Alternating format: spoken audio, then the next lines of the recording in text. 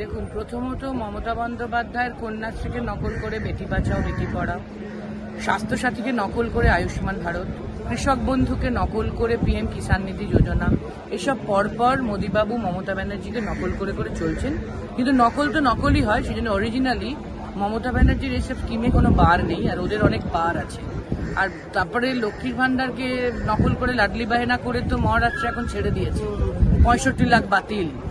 বার শুধু না, এখন যা ঘোষণা করেছিল সেটা থেকেও ফিরে আসছে। তো ওদের বিষয়ে বেশি কথা না বলাই ভালো। মমতা ব্যানার্জি ওনার কথার দাম রাখতে জানেন, মোদীবাবুরা জানেন না।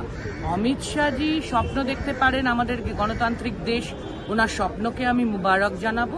কিন্তু বাংলায় মানুষের সঙ্গে মমতা ব্যানার্জির যে কানেক্ট, সেটা মমতা ব্যানার্জিকে 21-এর ভোটে 49% দিয়ে দেয়। তো ওনার ভোট পার্সেন্টেজও বেড়েছিল 50-এর কাছাকাছি।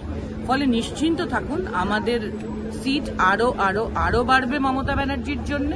আর অমিত শাহজিরা তো 40-50-এর নিচে নেমে যেতে পারেন সিপিএম কংগ্রেসের সাপোর্ট নিয়েও। খবর হচ্ছে যে ঈদের দিন রাস্তায় বা ছাদে নামাজ পড়া যাবে না, শুধুমাত্র মসজিদে বা ঈদগাহে গিয়েই নামাজ পড়তে হবে।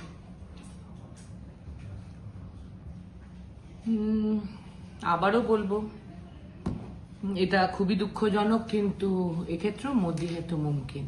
ওরা মনে করে যে ডিভাইসিভ পলিটিক্সটা ওদের প্রধান উপজীব্য, এবং ওরা মনে করে এটা করলেই এই হিন্দু সনাতন এসব করতে করতেই ওরা ভালো জায়গায় যাবে। যার জন্য ওরা একমাত্র মাইনরিটি মন্ত্রী ছিলেন ওদের মুসলিম সম্প্রদায় থেকে, নাকভিজি, তাকে ওরা বছর 3 হয়ে গেল সরিয়ে দিয়েছেন।